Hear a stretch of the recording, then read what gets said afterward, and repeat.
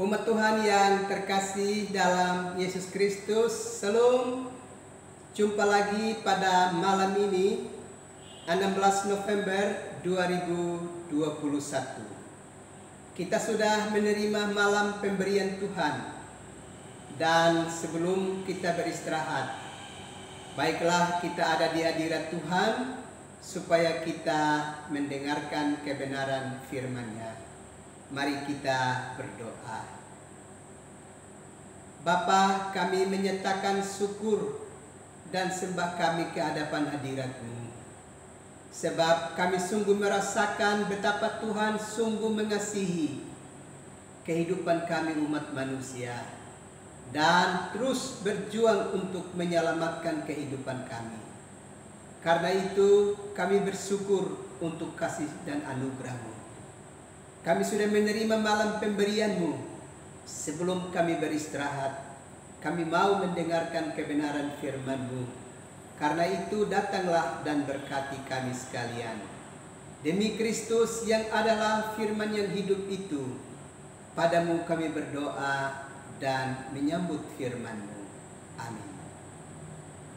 Umat Tuhan yang terkasih dalam Yesus Kristus, kita mendengarkan kebenaran firman Allah yang terbaca di dalam kitab Injil Matius pasal yang keempat, ayatnya yang ke-17.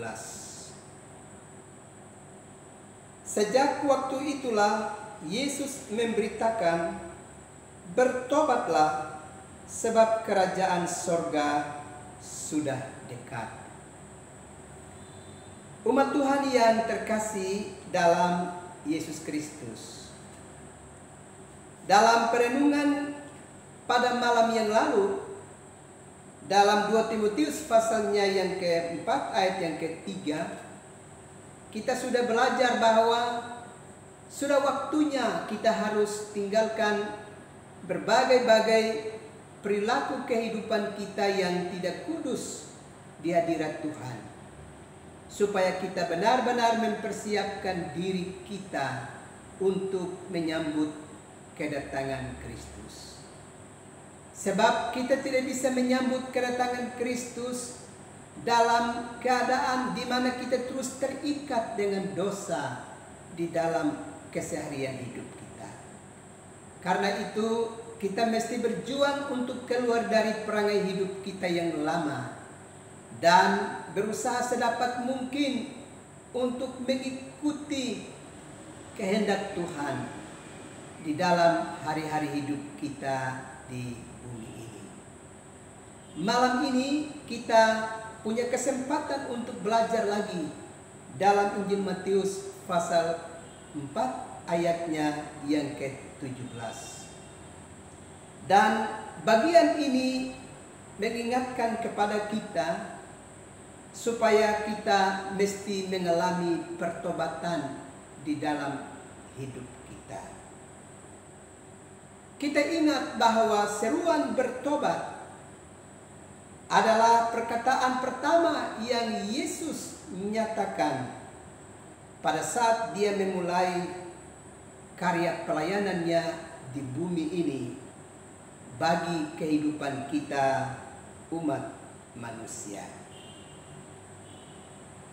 Karena itu dengan jelas pada ayat yang ke-17 tadi dikatakan, bertobatlah sebab kerajaan sorga sudah dekat.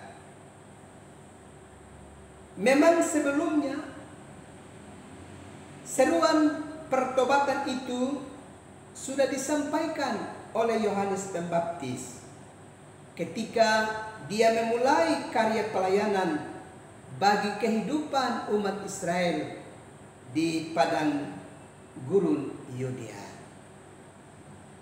Di sana Yohanes dengan keras mengingatkan kepada umat Israel supaya mereka mesti segera mengalami pertobatan karena kerajaan sorga sudah dekat.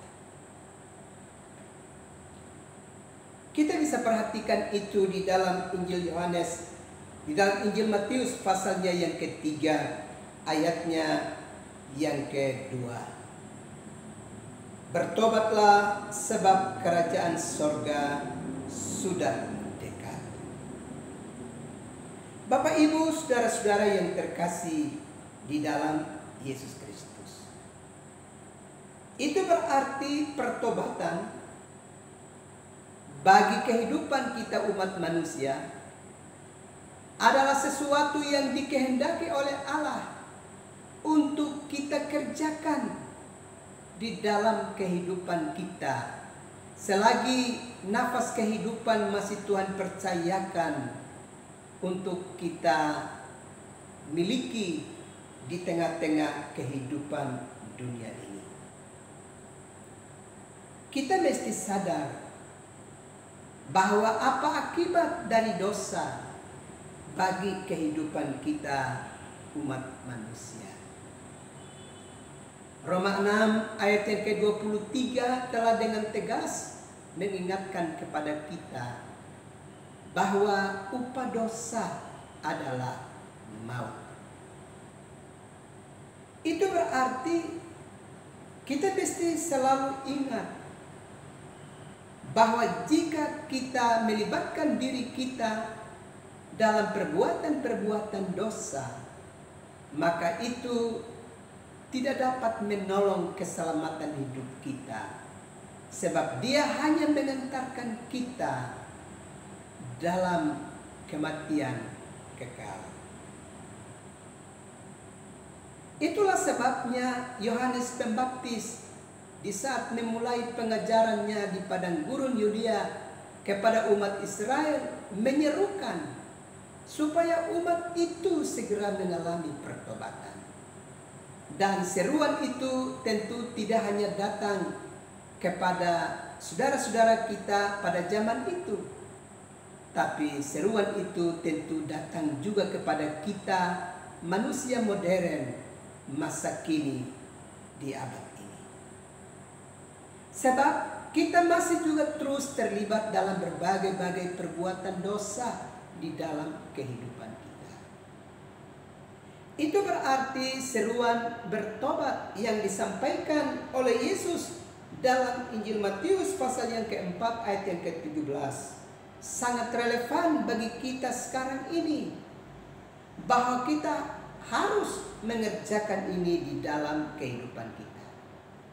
Sebab kenyataan membuktikan bahwa kita masih terlilit dengan begitu banyak tindakan-tindakan dan perbuatan-perbuatan tidak kudus yang terus kita kerjakan di sepanjang kehidupan kita. Kita sadar bahwa kita manusia setiap hari paling kurang pasti kita mengerjakan 3 dosa dalam hidup kita. Dosa pikiran, dosa perkataan, dan dosa perbuatan. Kita kerjakan itu dalam hidup kita. Baik di saat kita berada di dalam rumah tangga kita, tempat kediaman kita. Juga ketika kita ada di lingkungan kita, kita ada di tempat kerja kita, bisa saja dosa perbuatan, perkataan, dan pikiran terus mengikat kehidupan kita. Dan kita mengerjakan itu berkali-kali di dalam hidup ini. Itulah sebabnya Yesus dalam pengajarannya tadi menyerukan, mengingatkan kepada kita supaya kita mesti segera mengalami pertobatan di dalam hidup ini. Kita sadar benar bahwa tidak ada seorang pun di antara kita yang akan dapat berani berkata bahwa kita tidak memiliki dosa. Kalau kita belajar di dalam pertama Yohanes pasal yang pertama ayat yang ke-8 dengan tegas berkata bahwa jika kita berkata kita tidak berdosa, maka kita menipu diri kita sendiri. Itulah sebabnya kita mesti jujur dan terbuka di hadirat Allah untuk mengakui dosa-dosa kita ke hadapan Tuhan dengan sungguh-sungguh. Kalau kita belajar di dalam Mazmur pasalnya yang kedua, kita mesti duduk di kaki Tuhan, meletakkan kepala kita di kaki Tuhan, meneteskan air mata kita, menangisi dosa-dosa yang telah kita kerjakan di dalam kehidupan kita. Seraya memohon kasih sayang dari Tuhan untuk berkenan mengampuni kita dari berbagai-bagai dosa yang kita kerjakan di dalam hidup ini. Karena itu, Bapak Ibu, saudara-saudara yang terkasih dalam Yesus Kristus, masing-masing kita mesti sungguh-sungguh sadar bahwa kita adalah umat yang berdosa, dan karena itu kita membutuhkan pengampunan dari Tuhan. Karena itu setiap saat kita mesti terbuka di hadirat Allah dan memohon pengampunan daripadanya. Dalam setiap kebaktian utama minggu, di mana kita mengambil bagian di dalamnya, di sana selalu ada ruang pengakuan dosa bagi kehidupan kita umat manusia. Bagi setiap kita yang mengambil bagian dalam ibadah utama pada setiap minggu, ruang itu disediakan bagi kita, di mana masing-masing kita boleh dapat berserah diri dan memohon pengampunan dari Tuhan. Dan selanjutnya kita mendapatkan berita anugerah dari Tuhan bagi kehidupan kita. Itu berarti pada setiap kebaktian minggu, ruang itu disediakan bagi kita untuk kita sungguh-sungguh berserah diri dan memohon pengampunan dari Kristus atas segala dosa yang telah kita kerjakan dalam hidup ini. Ini tidak berarti bahwa pengakuan dosa hanya dapat kita lakukan di saat kita mengikuti ibadah minggu utama. Dalam setiap kebaktian minggu tentu tidak demikian. Tetapi tentu yang dimaksudkan di sini adalah bahwa ruang itu harus kita buka, kita sediakan. Kita mesti sungguh-sungguh menyatakan pengakuan kita kepada Tuhan untuk memohon pengampunan dari Tuhan atas dosa-dosa kita. Karena itu biarlah setiap kita, baik pada setiap kebaktian minggu ataupun di dalam keseharian hidup kita, kita mesti ada di hadirat Tuhan dan memohon pengampunan dari Tuhan atas segala dosa yang telah kita perbuat di dalam hidup ini. Tapi lebih daripada itu, kita juga harus sungguh-sungguh percaya bahwa Yesus Kristus itu adalah Tuhan. Dia yang telah menjumpai kita dalam keberdosaan kita dan mengerjakan karya penebusan itu bagi kehidupan kita sekalian. Karena itu, kita mesti mengaku dengan mulut kita dengan sungguh-sungguh bahwa Yesus Kristus itu adalah Tuhan. Dan Dia telah menjumpai kita di dunia ini dan telah mengerjakan karya pengampunan dan penebusan bagi kita sekalian. Dan kita harus ingat dalam Roma pasal yang ke-6 ayat 17 dan 18, setelah pengorbanan Yesus Kristus, kita bukan lagi hamba dosa, tetapi hamba kebenaran. Itulah sebabnya seruan pertobatan ini menjadi penting untuk kita perhatikan dan kita kerjakan di dalam kehidupan kita. Berkenaan dengan pertobatan itu, kita mesti belajar dari kehidupan saudara-saudara kita di kota Niniwe. Kita ingat bahwa kota itu terkenal dengan kehidupan yang penuh dengan banyak tindakan kefasikan.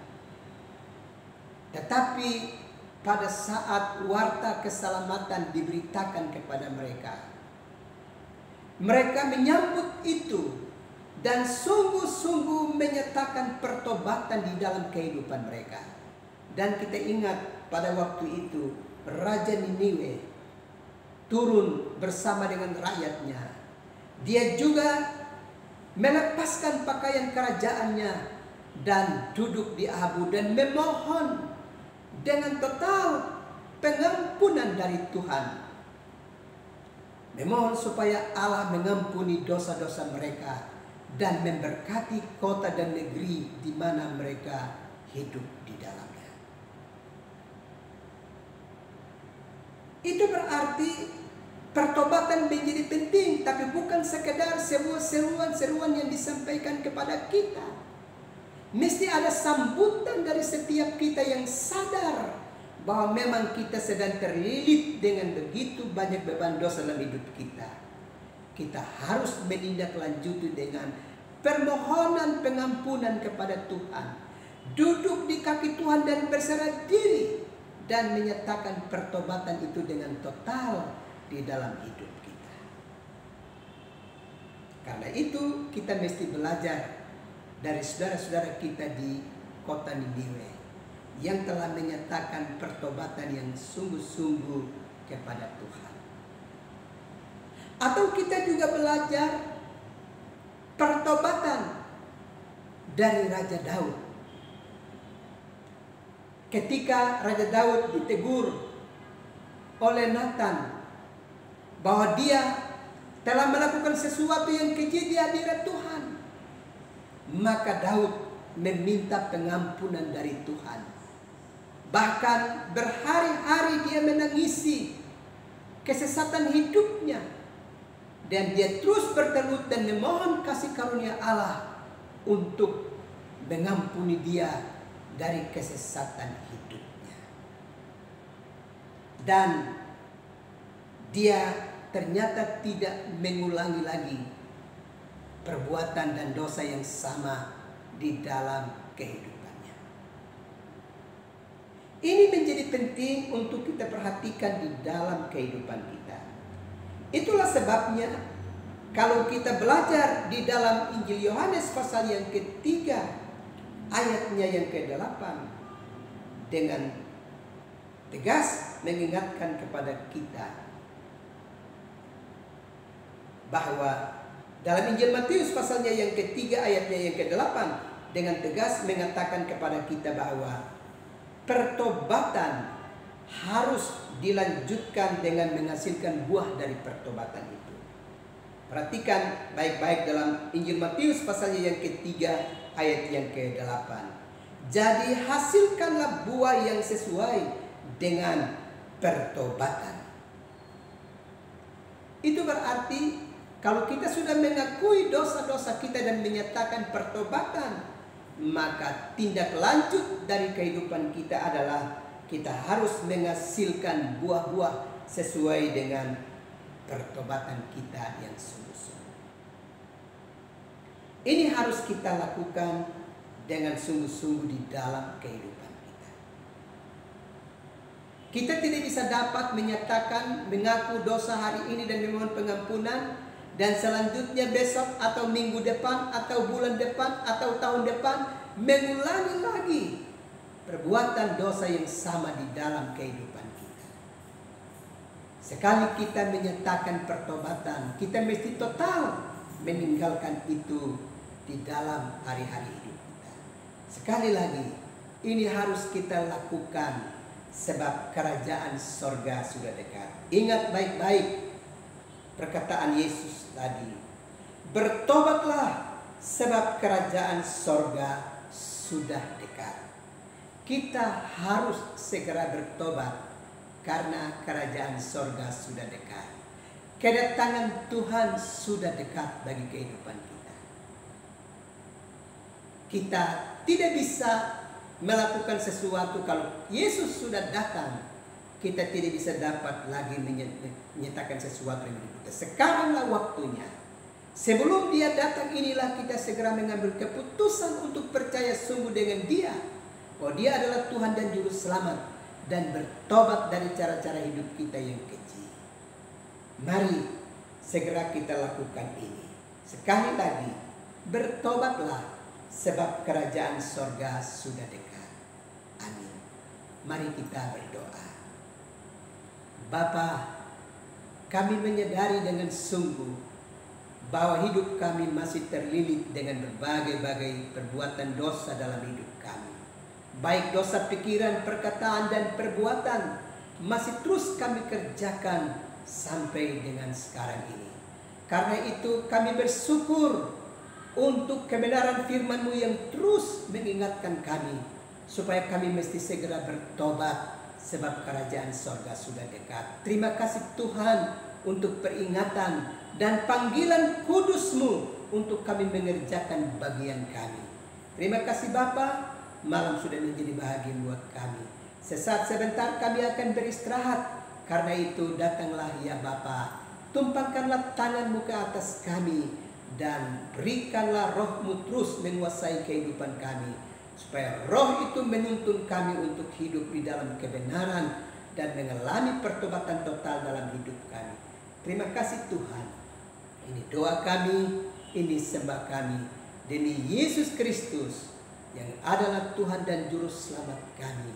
Padamu kami berdoa dan bersyukur. Amin. Umat Tuhan yang terkasih dalam Yesus Kristus, selamat malam, selamat beristirahat. Tuhan pasti terus melindungi dan menyertai umat Tuhan sekalian. Shalom.